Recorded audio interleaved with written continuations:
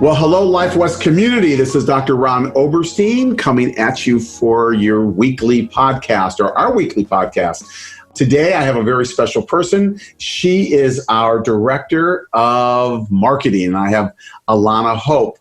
Alana, welcome to the podcast. Thank you so much, Dr. Ron. It is a pleasure to be here, an honor. Great. It's so great. I'm so happy to have you. You know, when we used to do these, as you know, you helped set the room up, for Shane, who's our miracle director, producer, all-encompassing everything, our god of the digital world, right? You know, we were doing it in his office. We had the earphones, we had all that stuff, and now we're seeing each other virtually, but it's still so cool. So cool. Tell me, Alana, tell us some fun stuff that's been happening in marketing lately. Yeah, it's really exciting, actually. As you know, marketing is sort of the champion to help drive that vitalistic philosophy for Life West, which we love, because even though we're not chiropractors, it's in our DNA, and that's why we're here, because we are all bought into the give, do, love, serve philosophy. So that's a huge part of who we are. So that's exciting for us. But the other piece is that we're your racehorse, right? You know, you think of marketing as not only your internal advertising team, but it's like your internal thoroughbred racehorses that are just at the gates, ready to plunge into any initiative to help drive business transformation. And by doing that, by leveraging the latest technology. So even though we're a chiropractic school, what's so exciting about this marketing team is that, and with Life West, through your leadership, you empower us, which we thank you for, to really do cool things for the college. And so if we didn't have that buy-in from you to let those racehorses run, I mean, we wouldn't be where we are. And so that's what's so cool. Yeah. And that's why I love my job. So some of these cool things that we do, we just launched a new jobs portal. We always had a jobs portal, but I want to say it's like a complete makeover, a much better user experience. Now candidates and employers can both sign up for alerts. They can set up a criteria for what types of jobs they're looking for. They have a much easier back end to go look into. They can shortlist what candidate they're looking from candidates. A candidate can shortlist employers and also browse employers. So it's very, very exciting. So our students then, when they're looking for work, obviously they can go on, or looking for whatever it is, associateships or whatever, they can go onto the job portal and that'll be there for them, correct? Yes. And as we build it up and have it go, and it's amazing. I got to tell you, I when I walked in today, you're part of this too, obviously, these virtual job fairs that we're doing right now, right? Mm-hmm. And I just walked by Dr. Iby's office earlier this morning, probably around 8 o'clock this morning or 8:30, and he was saying that, oh my God, they just put it out and they have over 50 offices that want to participate in the job fair, right, for our students. That's incredible. I mean, that's just amazing, And I know it's what we're doing as we're getting out. And I do want to give you kudos, because I think that all of our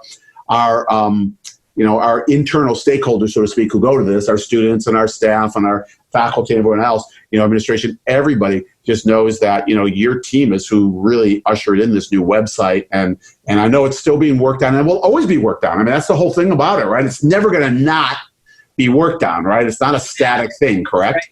Yeah, it's like creating a baby that needs feeding, and you have to keep feeding the monster, and it keeps getting bigger. But it's a beautiful thing, right? The website and all things online and digital are that hub that really help empower what we're trying to do. It's like it's a machine. Yeah. And absolutely, it will always be growing in an iterative process. And the way in which that we manage it, I manage this as a product development office, so to speak, in what we call an agile method, where we're constantly iterating on new pieces in parallel, opposed to waiting, let's say, 2 years to launch the perfect website. Instead, we're going to launch what we can now and then keep building upon it. So absolutely, it's always in motion. That's beautiful. I just had a thought flash, Alana. I'm going to walk over afterwards to Dr. Iby's office, because I think it'd be a really great thing for you to be teaching at the Business Institute. We have people that come in 3 times a quarter or whatever he does, and really just give some really good foundational things for marketing that our students can do. So I'm going to write that down right now and make sure that we do that.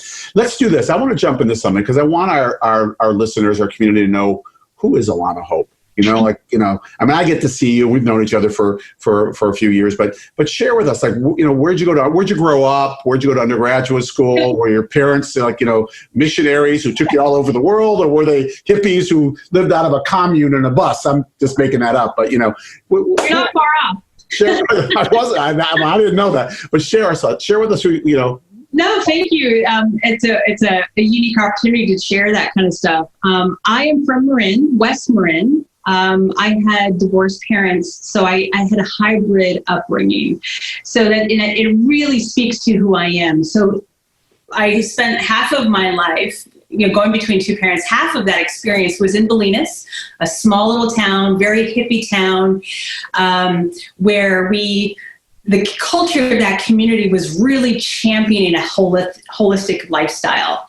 I was eating tempeh for dinner, when I was a kid. I natural health, homeopathic remedies, aromatherapy, like, all that was a big part of my growing up. So it was a very hippie lifestyle, minus the drugs, thank goodness. I stayed clear of the drug piece, and so did my family. But we lived in a teepee for 2 years while my mother and her partner were building a house.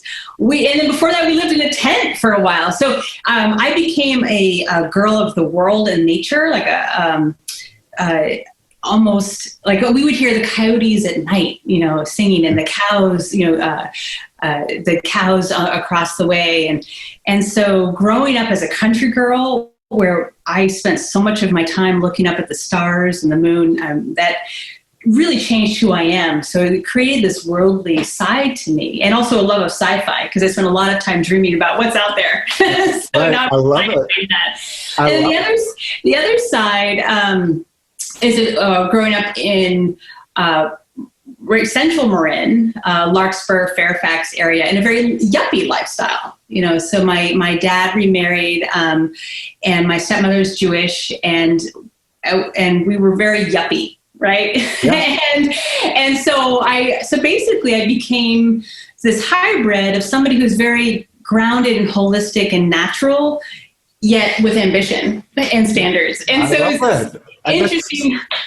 What a great dynamic. I mean, it's like, so at one point you're eating tempeh tofu and bean sprouts, and then you're on the other side where you're eating steak at a high-end restaurant. Exactly. Alana, that is so cool. And then undergrad. Tell us about undergrad. So what's interesting, so the other part of my upbringing is almost like a Cinderella story. I mean, I had a wonderful father, and I have an amazing respect for my stepmother, but I was never really accepted in that kind of dynamic. So unfortunately, I wasn't afforded to go to college. Oh, wow.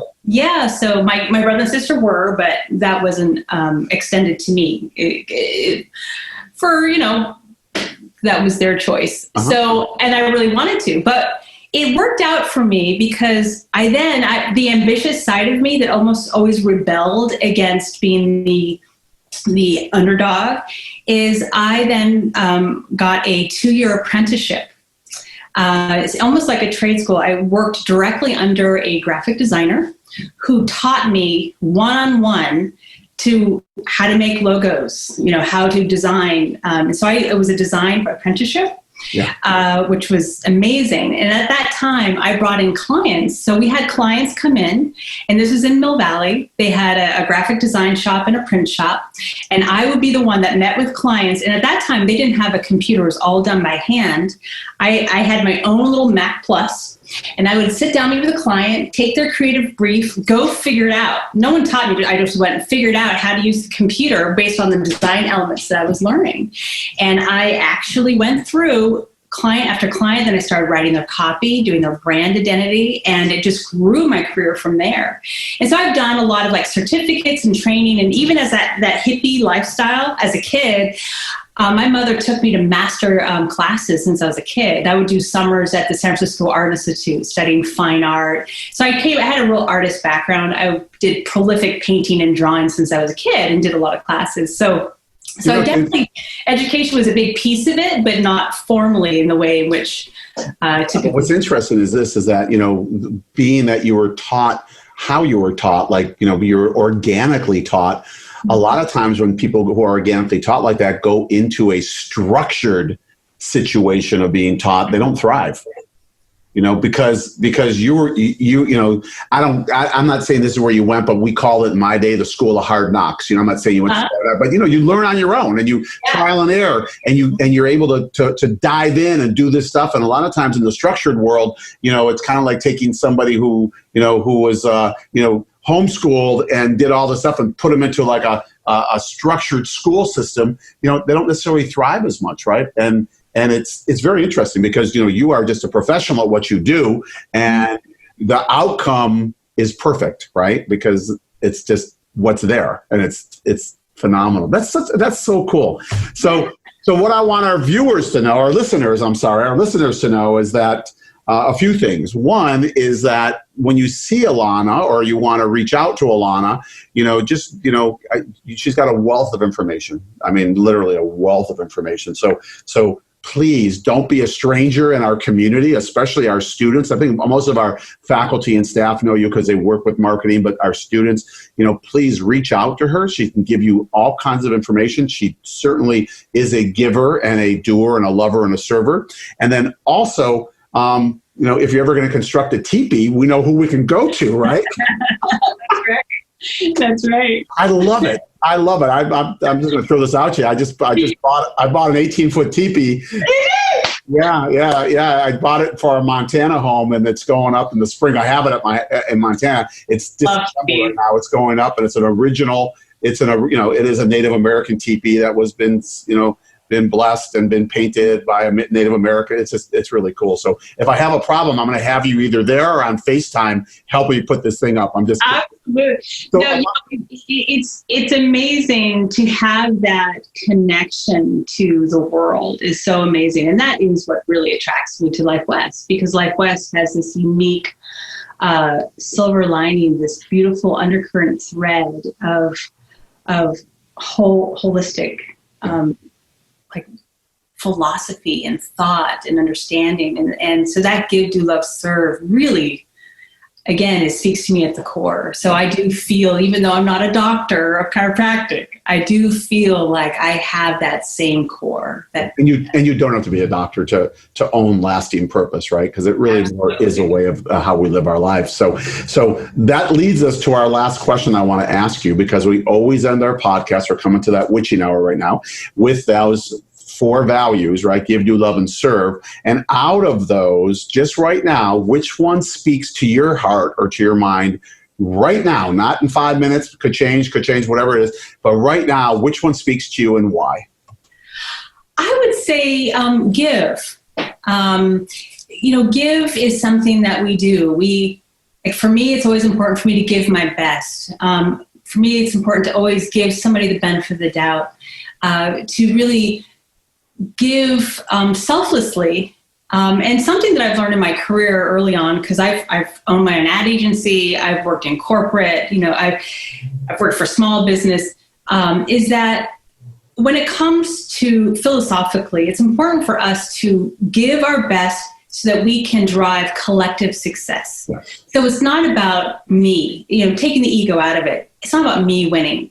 If I make you, Dr. Ron, or Dr. Mark, or Dr. Joe successful in what they're trying to do, we as a marketing team also win. It's a collective success. And I think that's a philosophy around giving, is giving that love, right, to the work that has always served me well. And I always give to a high standard, and no matter what I'm applying that to. And I think that's something that all of us can take, and our students can take too, because they're always giving their best, and they're bringing their best self and their true self to whatever that application is, whether it's their personal life or business, that will serve them through their whole life. I love it. Oh, my heart's warm. So thank you, Alana.